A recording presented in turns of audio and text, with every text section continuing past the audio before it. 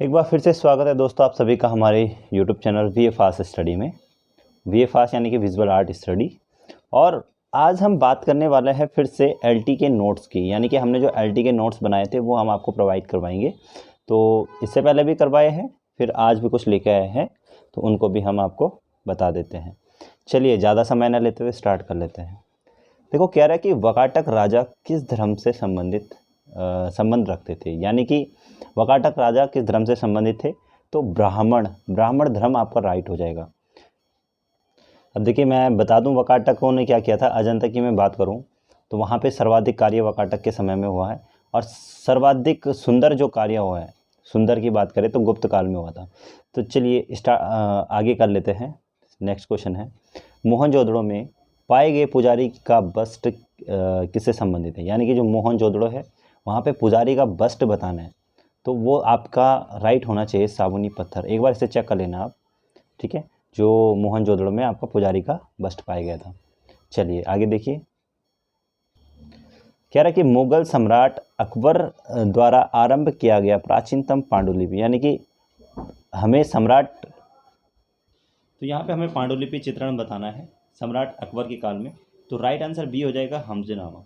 हमजनामा अकबर के काल में शुरू हुआ था। अकबर के काल में, अच्छा शुरू की बात करते हैं। शुरू तो आपके हुमायूं के काल में हुआ था और अकबर के काल में ये समाप्त हुआ था। तो शुरुआत की बात आती तो आपका हुमायूं आ जाता, पर इसमें जो कार्य हो वो ज़्यादा आपका अकबर के काल में हुआ था। ठीक है, याद रखिएगा। ठीक है, अब यहाँ पे याद रखना जो हमजनामा है उसमें जब हम कहते हैं कि चित्र कितने हैं, यानी कि हमजनामा में चित्र कितने हैं, 2400 यहाँ पर चित्र हो जाते हैं, 2400 है। ठीक है, यहाँ पर कहानी कितनी है, इसमें कहानी, ठीक है, कहानी की बात आएगी तो 360 कहानियाँ आपकी आ जाएगा। ठीक है, और इसी के साथ में बात करो खंड, तो कितने खंडों में विभक्त है, तो 12 खंडों में वो क्या है, विभक्त है। कौन, हमजनामा, याद रखिएगा। चलिए आगे बढ़ते हैं। अगला क्वेश्चन है, कह रहा है कि पांडुलिपि चित्रण के लिए प्राचीनतम माध्यम था। तो आपका ताड़ हो जाता है, यानी कि पाम लीफ, ताड़ का पत्र होता है जो, और ये आपका मध्यकाल, यानी कि मध्यकाल में जो शैलियाँ चली थी आपकी पाल, जैन, अभ्रंश और आपकी गुजरात। तो ताड़पत्र का ज़्यादातर प्रयोग आपका कहाँ पे होता, पाल शैली में होता। ठीक है, और फिर जैन शैली में आपका कागज़ आ गया था, तो फिर उसमें कार्य होता था। ताड़पत्र कपड़ा और कागज़ पे वहाँ पे कार्य हुआ है। चलिए आगे देखिए, कह रहा है चोर पंचाशिका श्रृंखला किसके आरंभ का प्रतिनिधित्व करती है, किसके आरंभ का प्रतिनिधित्व करती है चोर पंचाशिका श्रृंखला। तो वो आपकी राजस्थानी है। राजस्थानी में चोर पंचाशिका एक ग्रंथ है, उसमें मतलब नायक और नायिका को दिखाया गया। चलिए आगे बढ़ते हैं। कह रहा है चोर पंचाशिका कब चित्रित रचित है, यानी कि जो चोर पंचाशिका है कब लिखी गई है ये आप बताइएगा नीचे कमेंट सेक्शन में। और इसके रचयिता है विल्हण, चोर पंचाशिका। ठीक है, याद रखिएगा। इसी के साथ आगे बढ़े, कह रहा है रसमंजरी चित्रण श्रृंखला का संबंध, यानी कि जो रसमंजरी है ये चित्रण जो श्रृंखला है इसका संबंध किससे है, तो बसोली शैली से माना जाता है। ठीक है, याद रखिएगा। चलिए आगे बढ़ते हैं, और यहाँ पे लिखा है रसमंजरी भानुदत्त, जो चित्र बनाए थे वो भी भानुदत्त ने बनाए थे रसमंजरी। बसोली शैली आपकी पहाड़ी शैली के अंतर्गत आती है। ठीक है, पहाड़ी शैली की उपशैली है बसोली शैली, याद रखना, पहाड़ी शैली की उपशैली। आगे बढ़ते हैं, अब थोड़ा इम्पोर्टेंट है, इसको ध्यान से देखिएगा। कह रहा है कि जैन शैली को अपभ्रंश शैली नाम किसने दिया था, तो राय कृष्ण दास थे, उन्होंने दिया था, और मोतीचंद ने दिया था। जैन शैली को अपभ्रंश शैली, ठीक है, ये एक ही है। अपभ्रंश शैली की बात करूँ, जैन शैली की बात करूँ, तो जैन शैली को गुजरात शैली किसने कहा था, NC मेहता, नाना लाल चमन लाल मेहता इनका पूरा नाम है, याद रखना ये भी आप।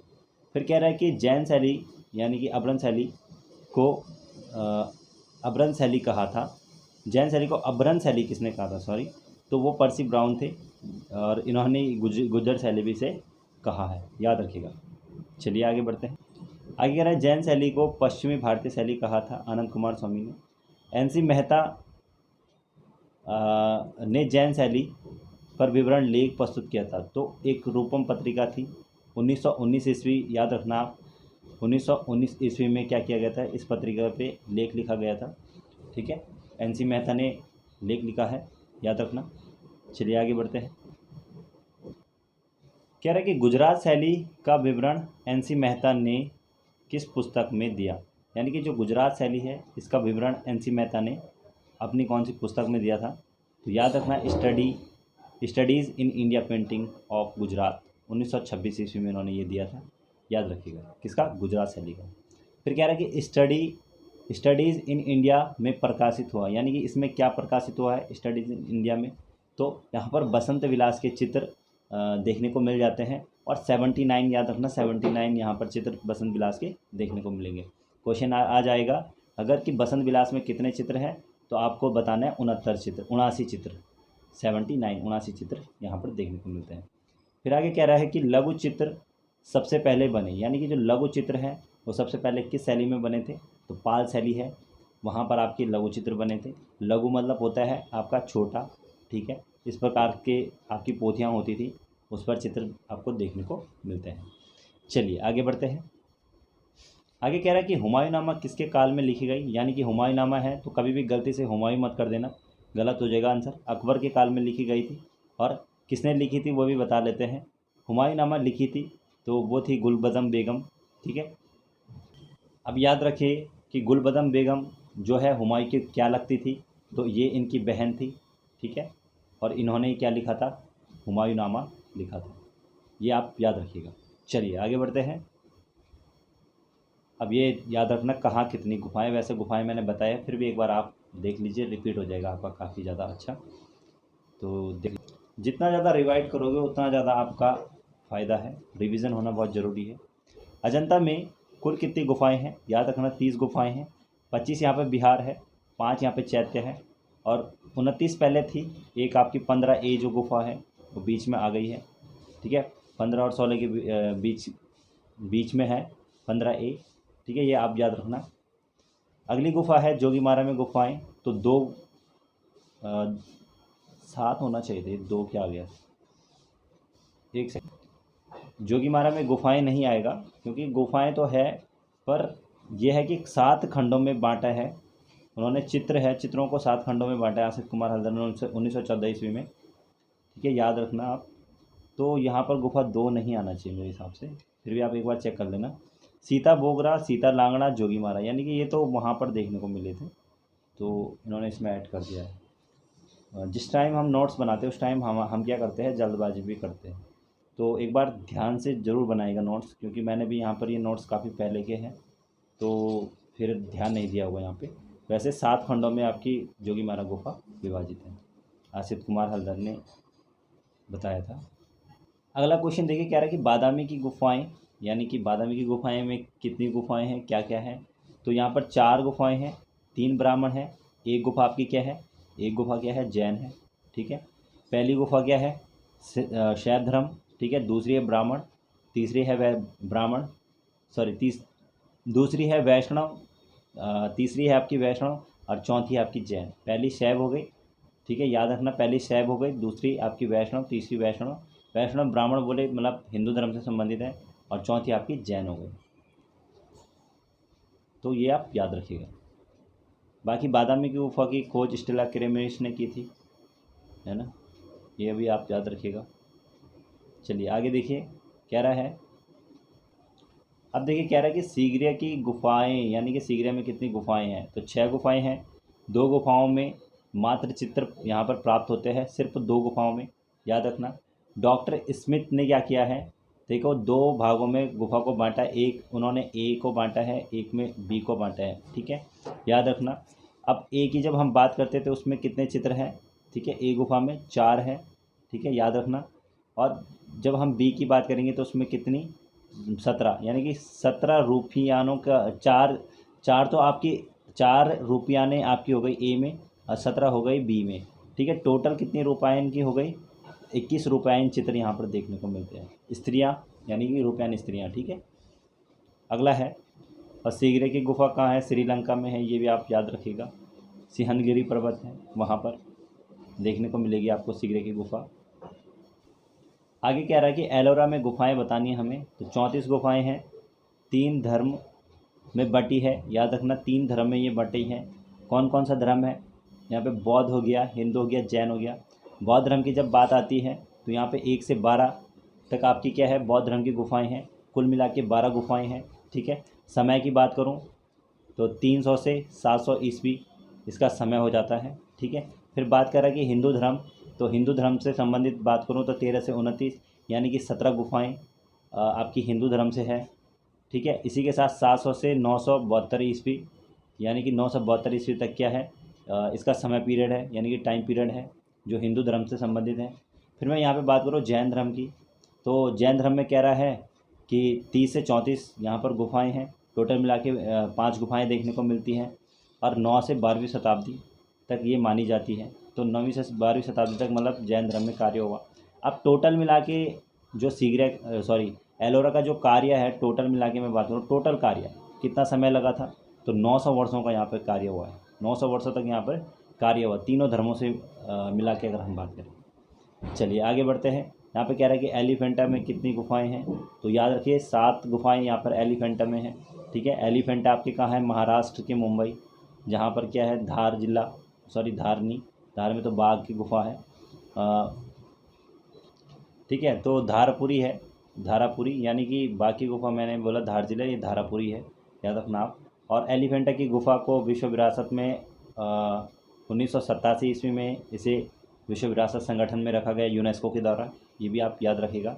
ठीक है, यूनेस्को के द्वारा। चलिए आगे बढ़ देते हैं, इनके बारे में आपको डिटेल में बताऊंगा आने वाले समय में। और अभी हम नोट्स की बात कर रहे हैं तो पूरी नोट्स की बात करेंगे हम फिलहाल। आगे कह रहा है कनेरी की गुफाओं की बात कर रहा है कि कितनी गुफाएं हैं, तो 100 से अधिक यहाँ पर गुफाएं हैं। कह रहा है कि 2-14-56 गुफाओं में प्रतिमा बौद्ध धर्म, यानी कि जो 2-14-56 है यहाँ पर जो गुफाएं हैं बौद्ध धर्म से संबंधित देखने को मिलती, जो प्रतिमाएं हैं बौद्ध धर्म से संबंधित है। अब फिर यहाँ पे कह रहा है कि 256 गुफाओं में अवलोकितेश्वर प्रतिमा, यानी कि 2 और 56 की गुफा में अवलोकितेश्वर प्रतिमा देखने को मिलती है। फिर कह रहा है कि कालरे की बात करें तो कालरे में कितनी गुफाएं हैं? 4 गुफाएं हैं। यहाँ पर चैत्य की मैं बात करूँ तो 1 चैत्य हो जाती है। बिहार की मैं बात करूँ तो यहाँ पर 3 बिहार गुफा हो जाती है। चलिए आगे बढ़ते हैं। आगे आपकी भाजा में कुल कितनी गुफाएं हैं, तो याद रखना 22 गुफाएं हैं। चैत्य की बात करूँ तो 3 आपकी चैत्य हैं। और यहाँ पे बिहार की मैं बात करूँ तो 19 बिहार अब बौद्ध धर्म से संबंधित है। भाजा की गुफा किस धर्म से संबंधित है? बौद्ध धर्म से संबंधित है, ये भी आप याद रखिएगा। चलिए आगे बढ़ते हैं। आगे कह रहा है उदयगिरी व खंडगिरी में गुफाएं बतानी हमें। कितनी गुफाएं हैं उदयगिरी और खंडगिरी में गुफाएं, तो यहाँ पर 33 गुफाएं हैं। भुवनेश्वर उड़ीसा में आपकी उदयगिरी है और खंडगिरी दोनों भुवनेश्वर उड़ीसा में है। ठीक है। उदयगिरी में 18 गुफाएं हैं और खंडगिरी में आपकी 15 गुफाएं हैं। जैन धर्म से संबंधित है, उड़ीसा में स्थित है, याद रखना आप। ठीक है, 18-15 गुफाएं हो जाती हैं यहाँ पे। इसी के साथ आगे बढ़े तो कह रहा है पीतलखोरा में गुफाएं बताओ, तो कितनी गुफाएं हैं? 7वीं शताब्दी की हैं, याद रखना आप। गुफाएं हो जाती है आपकी 13। धर्म की बात करूँ मैं यहाँ पे तो बौद्ध धर्म है। पीतलखोरा में भी आपका बौद्ध धर्म है। ठीक है, 7वीं शताब्दी हो गया। चलिए आगे बढ़ते हैं। आगे कह रहा है उदयगिरी गुफा कहाँ स्थित है? दूसरी वाली, यानी कि पहली वाली उदयगिरी या खंडगिरी है वो आपकी मैंने बता दी, आपकी भुवनेश्वर उड़ीसा में है वो वाली। और ये वाली जो है वो आपकी मध्य प्रदेश धार जिला में स्थित है, 5वीं शताब्दी की है। ठीक है। गुफाओं की बात करें तो 20 गुफाएं यहाँ पर है। उदयगिरी, ये सिर्फ उदयगिरी है, वो उदयगिरी और खंडगिरी है तो वो आपके भुवनेश्वर में है। ठीक है, ये भी आप याद रखिएगा। चलिए आगे बढ़ते हैं। आगे कह रहा है कि वर्ष 1884 ईस्वी में सर्वप्रथम मद्रास कला विद्यालय के प्राचार्य, यानी कि 1884 में हमें मद्रास कला के प्राचार्य बताने हैं, तो ई.वी. हैवेल थे। ठीक है, इन्होंने यहाँ पर कार्य शुरू किया था मद्रास में, याद रखना। अगला क्वेश्चन है मुगल काल कला या मुगल काल कला की बात करें हम, किनारी पेंटिंग को किस नाम से जाने जाते हैं? तो यहाँ पे हास्य भी हो सकता है और किनारी भी हो सकता है, ये आप एक बार चेक कर लीजिएगा। ठीक है, ये क्वेश्चन आपके पुराने पेपरों में भी आए थे तो याद रखना आप। आगे कह रहा है कि स्वतंत्रवाद निम्नलिखित में किससे संबंधित है? तो याद रखना कलाकार की निजी भावना। ठीक है, यहाँ पे भावना के माध्यम से कलाकार ने चित्रों को मतलब व्यक्त किया था, याद रखिएगा। और भावनाओं के माध्यम से तो होती है, पर यहाँ पर इन्होंने भावनाओं को ज़्यादा, भावना के माध्यम से सभी चित्र व्यक्त होते हैं, ये तो सभी को पता है, पर यहाँ पर उनकी निजी भावना इसी पर आधारित थी ज़्यादातर। ठीक है, याद रखिएगा। आगे आगे का क्वेश्चन पूछ रहा है, देखिए छायावृत्ति का संबंध है तो परिप्रेक्ष्य है, और मैंने परिप्रेक्ष्य बताए थे 2 प्रकार के होते हैं। सबसे पहला बताया था आपका रेखीय परिप्रेक्ष्य, ठीक है, और दूसरा बताया था आपको वातावरणीय। ठीक है, याद रखना।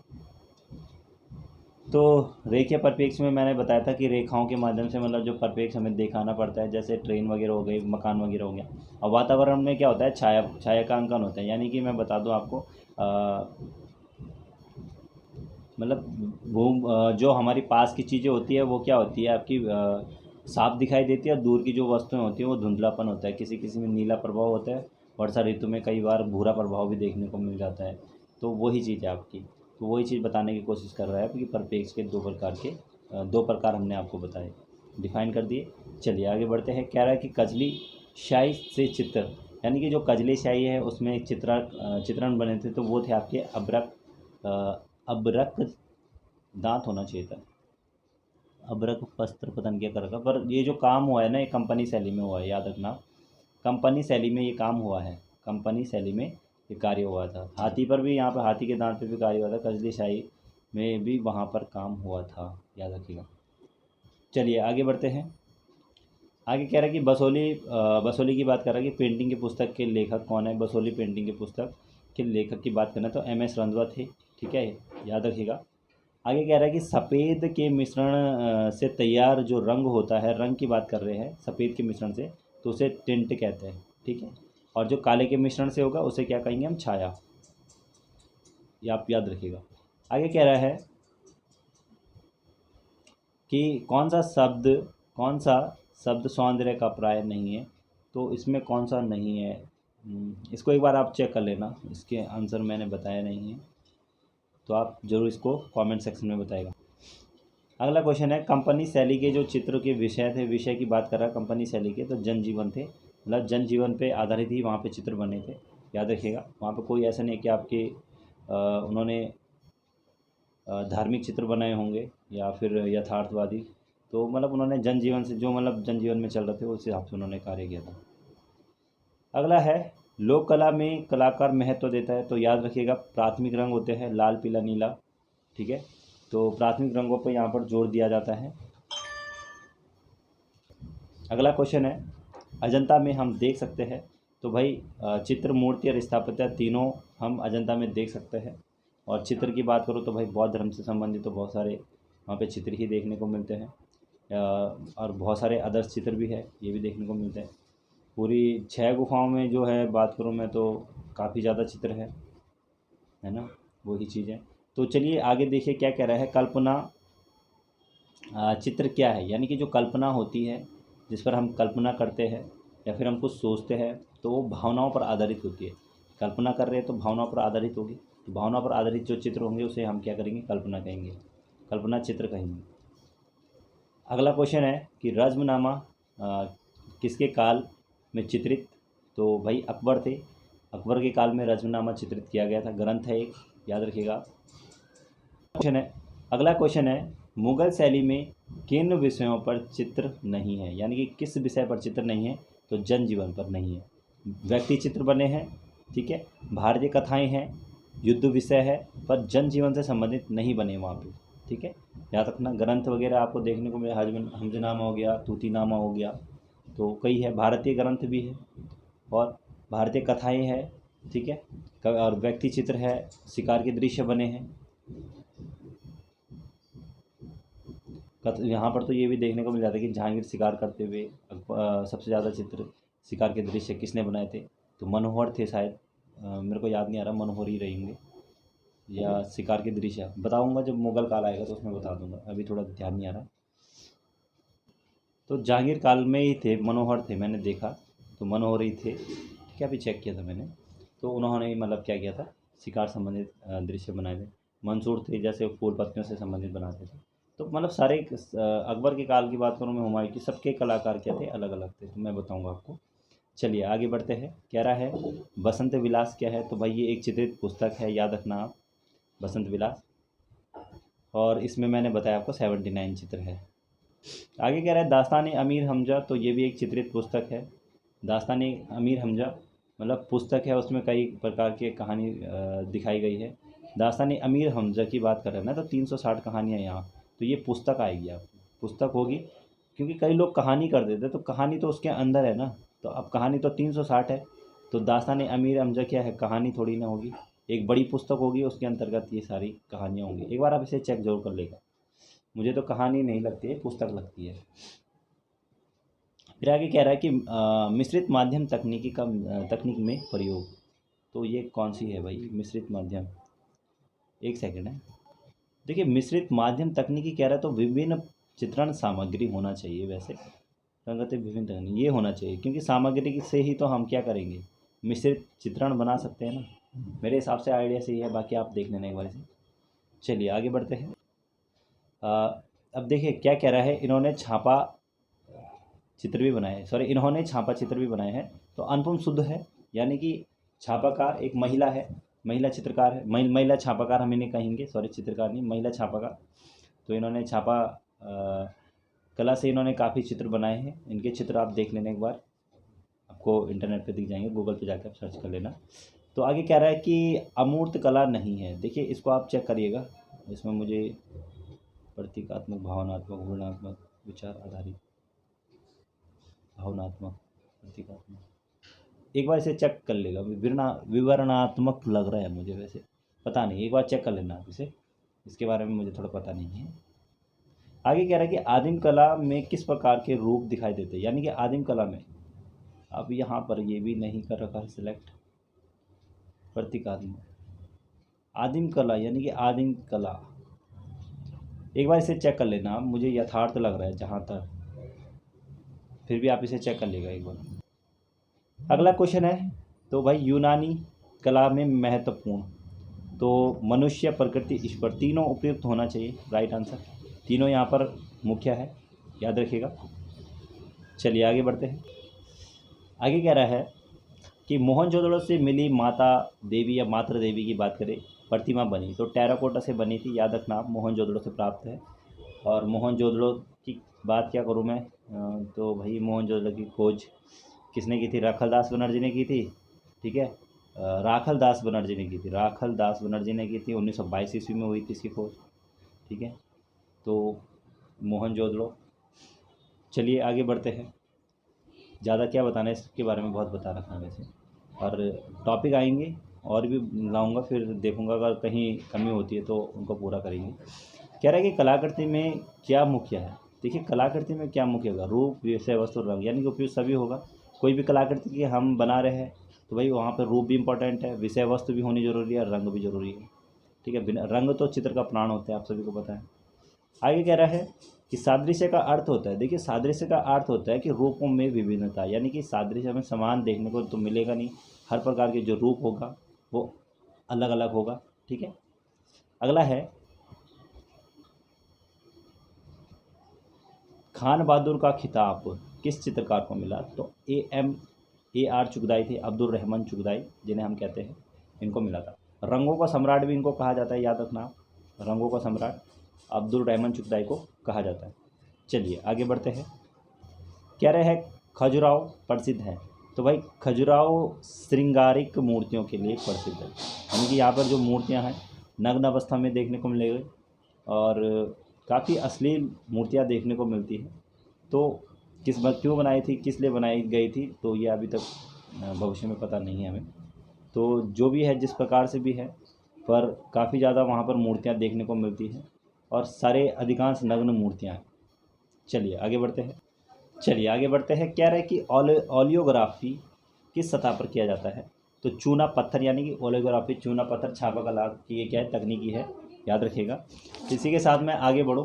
कह रहा है कागज़ पर चित्रण शुरुआत, यानी कि जो कागज़ पर चित्रण की शुरुआत हुई थी वो कब हुई थी, तो जैन शैली में हुई थी, 14वीं सदी हो जाती है, ठीक है, याद रखना, शुरुआत आपकी जैन शैली में हुई थी। अब अगला क्वेश्चन कह रहा है कि सर्वप्रथम कागज़ पर, सॉरी सर्वप्रथम की बात आएगी तो आपकी जैन शैली आ जाएगा, और सर्वाधिक की बात जब आती है, सर्वाधिक, यहाँ पे सर्वाधिक कह रहा है कागज़ पर चित्रण, तो मुगल शैली में ज़्यादा इसका प्रयोग किया गया था। चलिए आगे बढ़ते हैं। देखिए यहाँ पे कह रहा है कि अजंता का श्रेष्ठ कार्य कब हुआ था? गुप्त काल में। ठीक है, याद रखिएगा। इसी के साथ आगे बढ़े तो ये देखिए आगे आपका ये भी इम्पोर्टेंट है। श्रेष्ठ कार्य गुप्त काल अजंता, और अजंता का सर्वाधिक कार्य मैंने आपको बताया वाकाटक काल में। श्रेष्ठ कार्य, श्रेष्ठ मतलब होता है अच्छा, याद रखना।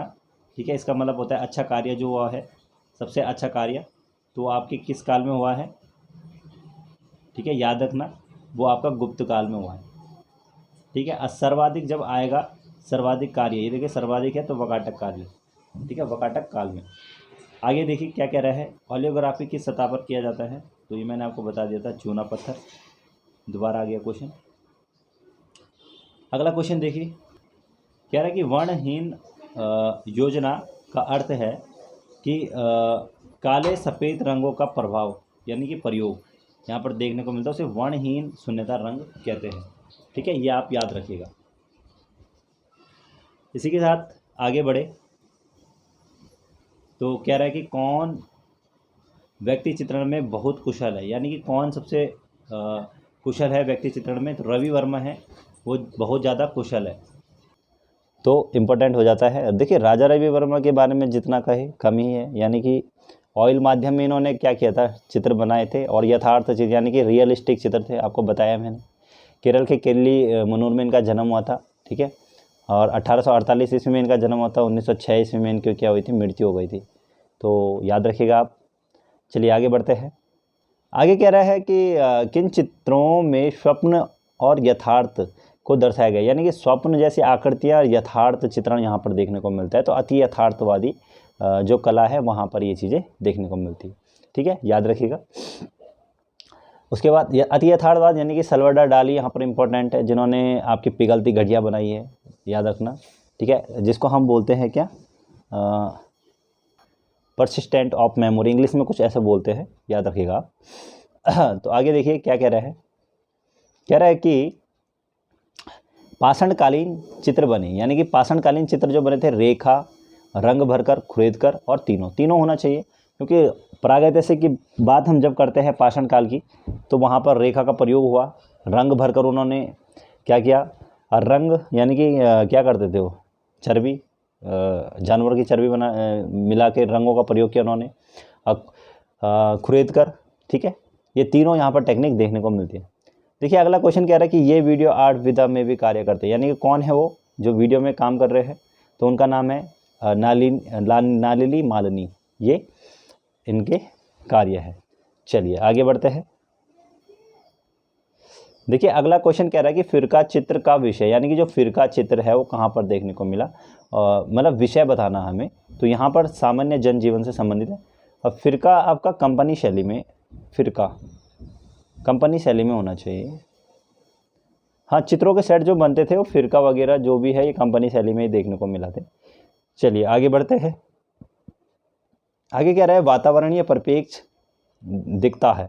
देखो वातावरणीय परिप्रेक्ष्य दिखता है, रंग रेखा सभी, रंग रेखा छाया प्रकाश, तो मेरे को तो इसमें डाउट हो रहा है भाई, वातावरणीय तो रंग से भी दिखता है, छाया प्रकाश से भी दिखता है, रेखा का मुझे थोड़ा आइडिया नहीं है। उपयुक्त सभी भी हो सकता है या फिर छाया प्रकाश होगा, एक बार इसे चेक कर लेना आप।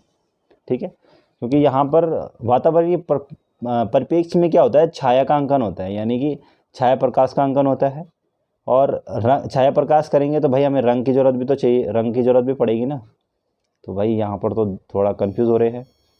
चलिए देख लेना एक बार इसे आप। अगला क्वेश्चन है यांत्रिक रेखा का स्वरूप होता है, तो औपचारिक। ठीक है, औपचारिक यानी कि बिल्कुल सीधी होनी चाहिए यांत्रिक रेखा, जो यंत्रों के माध्यम से होता है। ठीक है, अनौपचारिक में क्या होता है, कलाकार बिल्कुल क्या हो जाता है, स्वतंत्र हो जाता है। ठीक है, अपने माध्यम से मतलब वो क्या करता है, रेखा को किसी प्रकार भी खींच सकता है।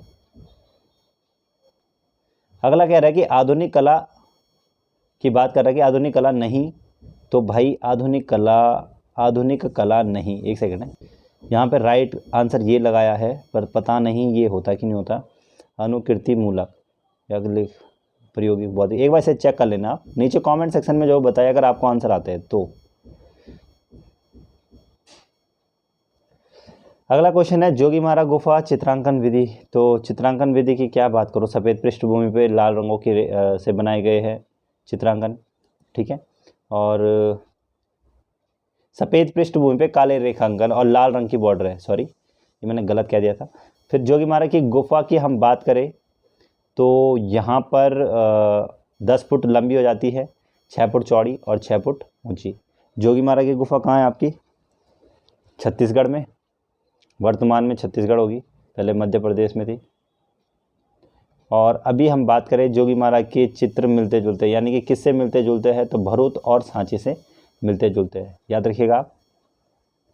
अगला कह रहा है कि प्रथम बौद्ध संगति हुई थी, तो वो हुई थी राजगृह, सप्तपाणी गुफा हुई थी, गुफा में हुई थी, ठीक है। और 483 ईस्वी पूर्व। शासन काल की मैं बात करूँ तो अजातशत्रु का था, हर्यक वंश का था, ठीक है। अजातशत्रु यानी कि बुद्ध के क्या थे, समकालीन माने जाते हैं। अजातशत्रु किसके पुत्र थे? बिंबुसार।